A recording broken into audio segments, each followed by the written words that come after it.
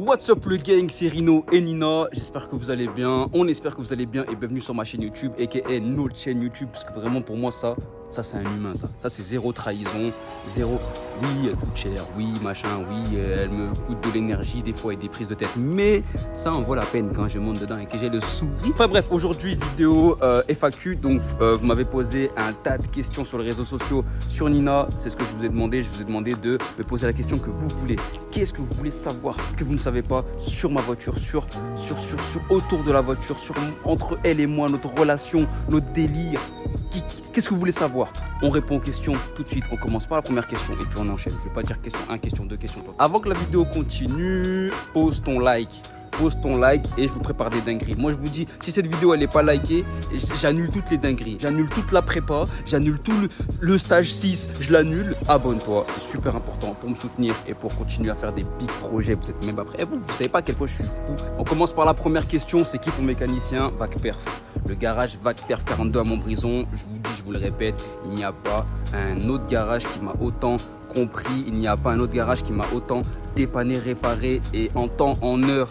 Les tarifs sont arrangeants bien évidemment, sinon il n'y aura aucun intérêt à continuer à aller dans un garage. Faut se le dire, faut se parler français. Il y en a qui te prennent trop cher, il y en a qui s'allument sur les pièces, il y en a qui abusent vraiment.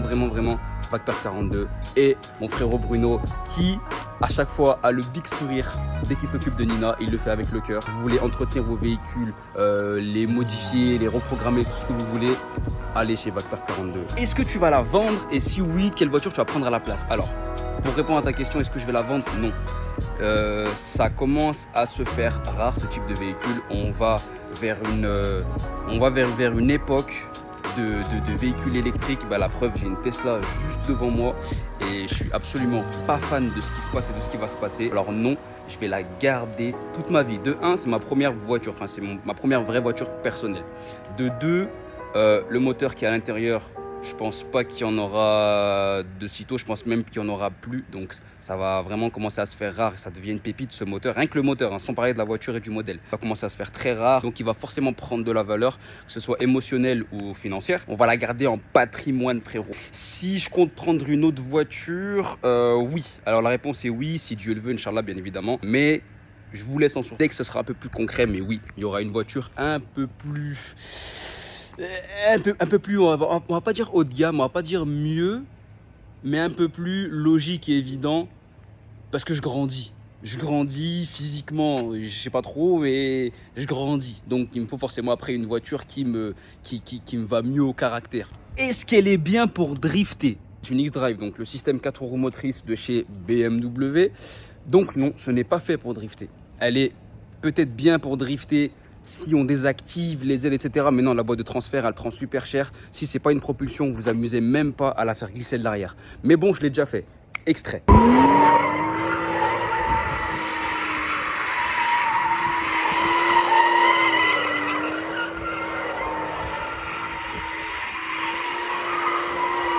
Donc comme vous venez de voir dans l'extrait, elle glisse bien, elle part bien quand on la contrôle bien. Mais la mécanique, elle prend cher en fait. Donc oui, elle peut drifter, mais elle n'est pas faite pour.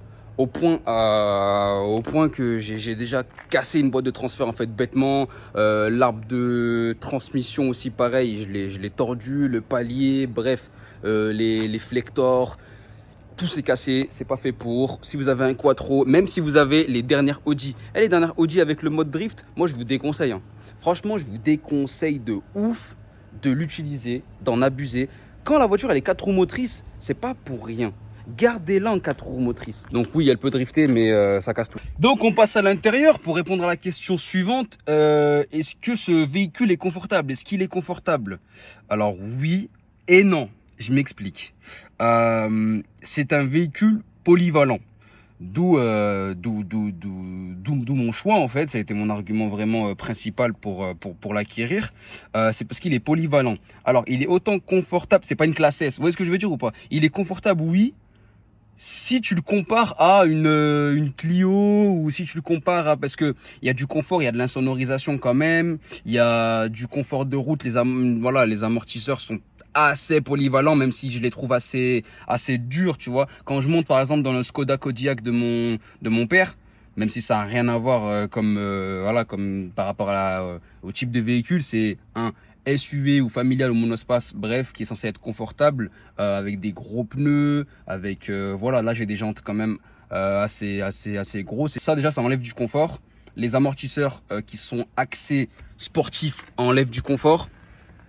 L'ergonomie de la voiture est faite pour qu'on s'y sente bien, mais c'est pas non plus une série 5 ou une classe S. C'est pas des sièges. Alors c'est des sièges très confortables, hein, vraiment. Mais c'est pas non plus des. C'est pas une Rolls en fait. C'est pas des canapés. Vous voyez ce que je veux dire? C'est pas des canapés. Tu vois, par exemple, moi j'évite de prendre des trous, par exemple. J'évite de prendre des trous parce que en fait les défauts de la route tu les sens vite. C'est une voiture qui communique très bien la route, donc tu sens vraiment toute la route dans le volant. Vous voyez ce que je veux dire? Donc les trous, les dodanes, les nids de poule, tout ce que vous voulez, tout ça je les évite. Même des fois les plaques d'égout je les évite. Bon, je vais vous montrer la voiture un peu plus que ma gueule, je pense que c'est un peu plus intéressant pour vous. La question suivante, est-ce que tu as déjà fait un stage pour augmenter la puissance? Sinon, est-ce que tu comptes en faire un? Alors, non, elle est toujours d'origine, donc moteur toujours, elle est full stock. Oui, je compte faire un stage 1 pour la débrider. Donc pour la débrider, juste histoire de la réveiller en fait. Parce que je m'y suis en fait habitué à la puissance, donc j'y trouve moins de fun, même si c'est un régal, c'est un bonheur. Mais 320 chevaux, franchement, je trouve ça largement suffisant pour s'amuser et profiter. Je compte faire un stage 1 pour commencer. Juste histoire de la réveiller, d'habituer le moteur et de m'habituer moi à un nouveau comportement, une nouvelle puissance. Et pourquoi pas aller sur un stage 2 maximum. Vraiment un stage de maximum, quelques changements de pièces, etc.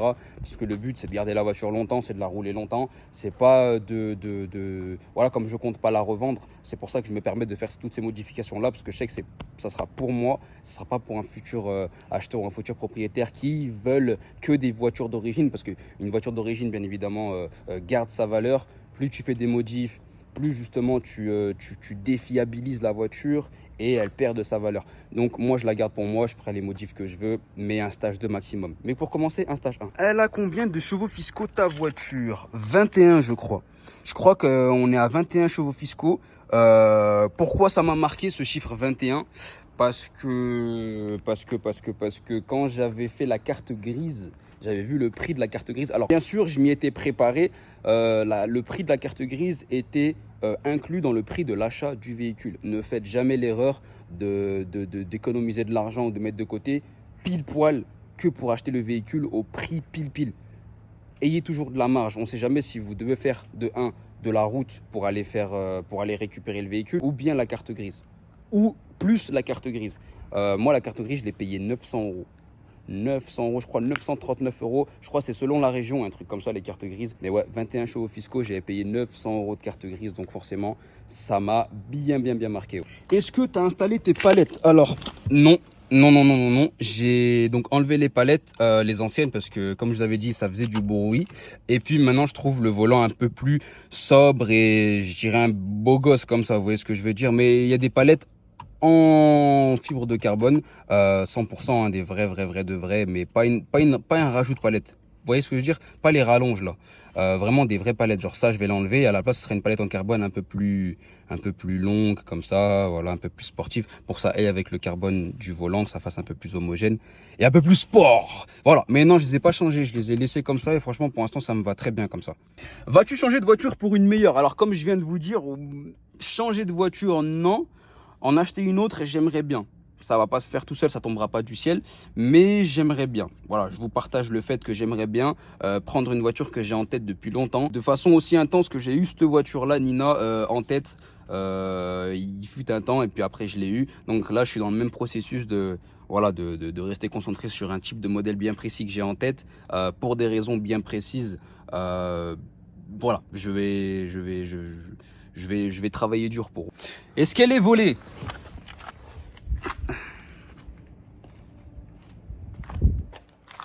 Oui. Alors, question rien à voir avec la voiture, mais question super intéressante quand même. Des suggestions de voitures sportives pour jeunes permis. Alors, je suis vraiment en très mauvaise position pour pouvoir vous conseiller sur des voitures sportives pour jeunes permis ou autres. Il y a d'autres chaînes YouTube qui le font très bien. Villebroquin, les pilotes du dimanche, Benzine, etc. Vraiment, ils le font super bien, eux. Ce que je pourrais vous conseiller comme véhicule sportif jeune permis, Mazda MX-5. Ouais, Mazda MX-5. Bon, on n'a pas parlé de prix ni de budget, hein. Mazda MX-5, c'est pas une puissance de fou, mais il y a un côté sportif. Mini Cooper S. Je vous jure, la Mini Cooper S, même moi si je peux l'avoir, voilà. Clio 3 RS. Clio 3 RS, c'est pas la Clio 4 RS, Clio 3 RS boîte manuelle. Et franchement, la Mégane 3 RS. Hein. Mégane 4, c'est pas pour jeune permis, mais Mégane 3 RS, franchement, il y a moyen de bien se former à une conduite sportive sur cette voiture. Je pense que c'est vraiment, elle est vraiment faite pour, elle est plus axée sport que la mienne. Hein. Bon, la mienne, elle est puissante, etc. Mais elle n'est pas axée sport. Elle est sportisée, sportifiée, vous l'appelez comme vous voulez. Mais voilà quoi, il y a plus précis comme voiture. Bon, question suivante, un petit peu bébête, c'est quand que tu vas au bled avec. Vous croyez vraiment qu'elle va tenir de 1 la route et vous croyez vraiment qu'elle va supporter les routes du bled? Croyez vraiment, jamais. Est-ce que tu pourrais lui faire un stage 3? Franchement, je vous dis, allez, on va parler français, on va parler transparent. Je suis allé avec Perf. Peu de temps après avoir acquis la voiture, je suis allé avec Perf, donc je parlais avec eux, etc. Et puis je lui ai demandé, je leur ai demandé un devis stage 3, ce qu'ils m'ont super gentiment fait. Donc le prix d'un stage 3, bon bah ça a son prix.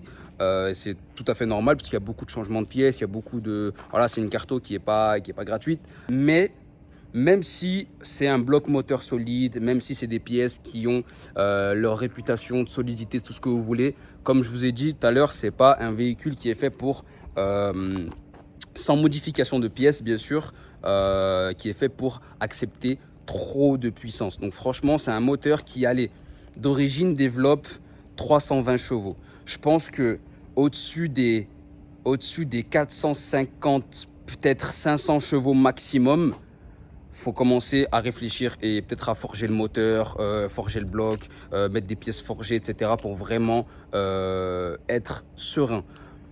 Donc, je trouve ça trop risqué un stage 3, même si au début j'étais focus sur le stage 3, c'était objectif 600 chevaux. J'ai vite abandonné l'idée quand j'ai compris qu'elle allait être souvent au garage, qu'elle allait avoir des pannes, fiabilité, on oublie. Donc voilà, un stage 2 maximum, franchement un stage 2, il y a largement, mais je vous dis largement de quoi bien s'amuser. Ça sera un stage 2 maximum, mais stage 3 non, j'oublie, je l'enlève de ma tête. Je crois que ça c'est ma question préférée, le truc le plus chelou qui t'est arrivé dedans. Carrément, je vais fermer la porte, même s'il fait 40 000 degrés. Je vais vous raconter ce qui s'est passé. J'avais, je crois, un clip sur Marseille. Donc je prends la voiture. Première fois que je fais un aussi long trajet avec la voiture. Bien sûr, sans compter la fois où je suis allé la chercher à Nice. Donc j'habite à Saint-Etienne. Saint-Etienne-Nice, c'est quand même 4 bonnes heures de route minimum. Mais j'avais fait un Saint-Étienne-Marseille qui est un 3 heures et quelques. Donc hors achat, c'était vraiment mon trajet le plus long. Et je devais remonter à Paris juste après. Mais je vous raconte ce qui s'est passé. Je fais mon tournage, tout ça, ça se passe super bien. Ensuite, les tournages se finissent et j'avais un rendez-vous très très tôt sur Paris le lendemain à 8 heures. Et je décolle de là-bas à 2 heures du matin. Donc, je me dis comment je vais faire, etc. Faut que je fasse de la route. Marseille-Paris en voiture, c'est du 8 heures, du 10 heures. Bref, c'est super méga long et j'étais seul. Donc, ce que je fais, je prends la route extrêmement fatigué. Je me dis, je m'en fous, je préfère arriver en vie et en retard, pardon, qu'arriver à l'heure et mort fatigué ou prendre des risques sur la route. Bref, je m'endors sur la route, mauvais délire. Je commence à m'endormir sur la route, je me mets sur une aire de repos. Une aire de repos! Ça sert à quoi? C'est dans le titre. Une aire de repos, ça sert à se reposer. Je suis légitime de me poser dans une aire de repos, d'allonger mon siège comme ça et de faire ma sieste, de faire mon petit dodo. C'est ce que je fais. Donc, je me pose comme ça. Ok, aire de repos, je crois qu'il devait être 5h, 6h du matin, bref, je sais plus. Et je m'endors. Ok, je suis là, je m'endors. Voilà, je dors. Je dors dans ma voiture. D'un coup, j'entends.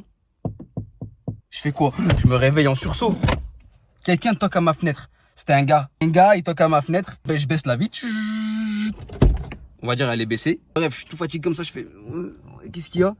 Et il me fait, vous êtes endormi, monsieur? Oui, je me suis endormi. Dans ma voiture, c'est logique, c'est dans une aire de repos. Mais ce qui se passe, regardez bien ce qui se passe. Il me dit, vous êtes endormi. Moi, qu'est-ce que je fais? Vous voyez, quand t'as la tête dans les fesses, quand tu te réveilles, t'as vraiment la tête ailleurs. Tu sais même pas ce que tu fais. J'étais en mode, je lui ai fait ça, je lui ai fait. Ah oui, c'est vrai, bah, excusez-moi. J'ai fermé la porte, j'ai démarré la voiture et j'ai repris la route. 30 minutes après, je suis sur la route et je roule comme ça, l'esprit dans le vide, et je cogite et je fais mais... Attends, j'étais vraiment en train de dormir dans une aire de repos qui est faite pour... Quelqu'un m'a réveillé, m'a dit tu t'es endormi, je me suis excusé, je suis parti. Je me suis insulté, je vous jure, je me suis insulté. Voilà, c'était vraiment le truc le plus chelou qui m'est arrivé avec ce monstre aberrant. Alors, merci du compliment pour Nina. Le plus long trajet, bah, c'était le Marseille-Paris. Hein. Marseille-Paris, en fait, c'était ça mon plus long trajet, en 48 heures, même pas, j'ai fait Saint-Étienne, Marseille, Marseille, Paris, Paris, Saint-Étienne, tout ça seul. Voilà, ça doit faire un bon millier de kilomètres, tout ça. Ça doit vraiment, je crois, j'ai dû faire 1500 kilomètres, un truc comme ça en l'espace de 48 heures, 3 jours, quoi. Voilà, quoi. 5 pleins, des péages, bref. Donner envie de l'acheter. Question super intéressante. Merci pour ta question. Alors, son côté polyvalent, sa beauté, sa rareté, son originalité, son authenticité, sa puissance, sa couleur aussi, parce que voilà, bon, ça se le met dans beauté. C'est pas tous les jours qu'on croise des séries 1 Orange Valencia. En plus, c'est vraiment le premier Orange Valencia, parce que si vous regardez bien, les 140i, les 240i et bref, toutes les voitures qui sont sorties après celle-ci, c'était un Orange Valencia mais plus sombre. Accès orange, orange flamme, orange foncé presque. Donc voilà, c'est vraiment un Orange Valencia clair pétant ça. Et c'est ça qui m'a donné envie de l'acheter. C'est vraiment de un, je crois, la couleur. Vraiment la couleur, le modèle. Après la puissance, le côté voilà, le côté fun, la polyvalence surtout, parce que c'est vraiment un véhicule de tous les jours. C'est un daily. Bon, un daily un peu voilà, un peu pas économique, parce que ça consomme si on roule comme un fou. Mais ça, c'est toutes les voitures. Vraiment, si tu roules sauvagement dans une Modus, eh ben, tu vas te rendre compte que l'autonomie, tu perds facilement sur un plein 200-300 km d'autonomie si tu roules comme un fou. Alors, je vous zoome sur le compteur qui est bridé. Que ce soit électroniquement ou physiquement, il est bridé à 260. Même si je comprends pas pourquoi BMW ont mis un compteur qui va à 260 seulement. Alors oui, certes, elle va à 260 maximum, bridé électroniquement, je les ai fait. Sur Autobahn, bien sûr, je les ai fait. Les 260, j'ai déjà atteint et l'aiguille est vraiment bloquée. Je crois même la puissance, enfin, je crois même que sur le GPS, c'était marqué 257 km/h. Même pas 260. Mais bref, un moteur d'une si grande puissance peut aller bien au-delà. Avec le poids qu'elle fait, la voiture. Si la voiture, elle avait fait 3 tonnes, là, je dis bien qu'elle va à 250 km/h max ou bref. Mais là, avec le poids, le rapport poids-puissance qu'elle a, elle peut facilement dépasser les 260. Mais elle est bridée électroniquement. Mais moi, je comprends pas pourquoi ils n'ont pas mis un compteur qui va à 280 ou bien un compteur qui va à 300. Parce que si je la débride, elle va dépasser cette vitesse-là. Mais je n'aurai pas la connaissance de la vitesse à laquelle je roule. Exemple, une Golf, je crois les Golf 6 GTI ou les Golf 7 GTI ont un compteur qui va à 260, bref, qui dépasse les 260, je crois. Je suis pas sûr de ce que je dis. Mais pareil, les Golf 7R, c'est des voitures qui sont dans la même gamme de puissance et bref, de délire. Les compteurs de Golf 7R, ils vont à 300. Vous voyez ce que je veux dire, max. Les compteurs de Audi S3, etc., Audi S4, ils sont pas bridés à 260. Vous voyez ce que je veux dire, physiquement. Après, électroniquement, oui, je veux bien, mais ça, c'est une bride électronique qui s'enlève. C'est pas ce que je vous conseille de faire, mais si vous voulez, ça se fait. Mais je comprends pas pourquoi ils ont mis ce truc. En fait, ça me prouve et ça me montre encore une fois à quel point c'est vraiment qu'une série 1 classique de l'intérieur. En fait, ils ont vraiment boosté le moteur et les suspensions et tout ce qui est roulement, etc. pour les renforcer, pour faire un côté un peu plus sportif. Mais c'est une série 1 classique de l'intérieur. Oh, bâtard! Quand est-ce que tu achètes une vraie voiture? Alors ouais, je comprends cette question. Je la comprends cette question, je la prends vraiment archi pas mal. Je comprends cette question dans le sens où c'est une voiture, mais délire. C'est un délire en fait. Vous voyez ce que je veux dire? C'est vraiment une voiture délire. C'est du tuning à mort. Et ouais, quand est-ce que j'achète une vraie voiture? Dans le sens où ouais, j'ai capté. En fait, j'ai compris la question. Je sais pas, j'arriverai pas à argumenter là-dessus, mais j'ai compris la question de ouf. Et ben, j'ai envie de te dire prochainement. En fait, prochainement, je vais acheter une voiture un peu plus posée. Alors, ça sera pas une voiture moins puissante, ce sera vraiment une voiture un peu plus posée, un peu plus adulte, on va dire. Ouais, je comprends ta question, Inch'Allah. Et pour finir avec la dernière question, est-ce que tu as une autre voiture? Alors non, je n'ai pas d'autre voiture, même si j'ai longtemps été secondé par une Renault Modus, donc celle de ma mère, qui a rendu l'âme, paix à son âme. C'est une voiture qui me manque de ouf. Dans sa polyvalence, dans sa consommation qui est vraiment mais que dalle. J'ai aussi expérimenté il y a très peu de temps une Citroën C3. J'ai longtemps conduit avec la Citroën C3 à ma tante, elle était au bled, elle la laissait à la maison et pendant que moi je laissais Nina au garage, eh ben, je faisais mes trajets quotidiens avec et franchement j'ai pris la décision dans pas longtemps d'acquérir justement un véhicule de ce type là. Je crois partir sur une Citroën C2, vraiment une petite brouette de tous les jours. Vous voyez ce que je veux dire? Vraiment une voiture passe-partout, facile à garer, qui consomme rien du tout. Parce que franchement, on va se parler honnêtement, elle est capable de le faire, mais faire des longs trajets, faire du quotidien avec une voiture comme ça, franchement, quand on veut optimiser ses budgets, ses gains d'argent, tout ce que vous voulez, ses investissements, etc., c'est vraiment débile de le faire. Vous voyez ce que je veux dire? C'est vraiment débile de le faire. Donc pour avoir une gestion budgétaire et financière plus intelligente, franchement, essayez de seconder votre voiture plaisir avec une petite brouette de tous les jours. Vous pouvez faire des trajets sans problème. Vous mettez 80 € d'essence ou 70 € d'essence. Ça vous fait un mois de roulage. Vous voyez ce que je veux dire? Alors que moi, des pleins tous les 3 jours, c'est un daily compliqué, c'est un daily franchement plaisir et que je regrette absolument pas, mais ça commence à devenir un daily compliqué arrivé à un moment. Donc faut ouvrir les yeux, j'ai d'autres projets, j'ai d'autres placements à faire, d'autres investissements à faire. Par exemple, je préférais investir sur mes vidéos que d'investir sur des pleins d'essence tout le temps, sans oublier le côté plaisir bien sûr. Mais voilà, je compte partir sur un futur achat, une petite voiture à 1000 balles, 500 balles, vraiment une petite brouette, je m'en fous, toute fracassée, toute cassée, sans contrôle technique, histoire de rouler avec tous les jours. Ouais. Donc voilà le gang, c'était tout pour ce FAQ, cette petite foire aux questions avec Nina et moi. N'hésitez pas à me poser d'autres questions auxquelles j'ai pas répondu sur mes réseaux sociaux qui s'affichent à l'écran et en description.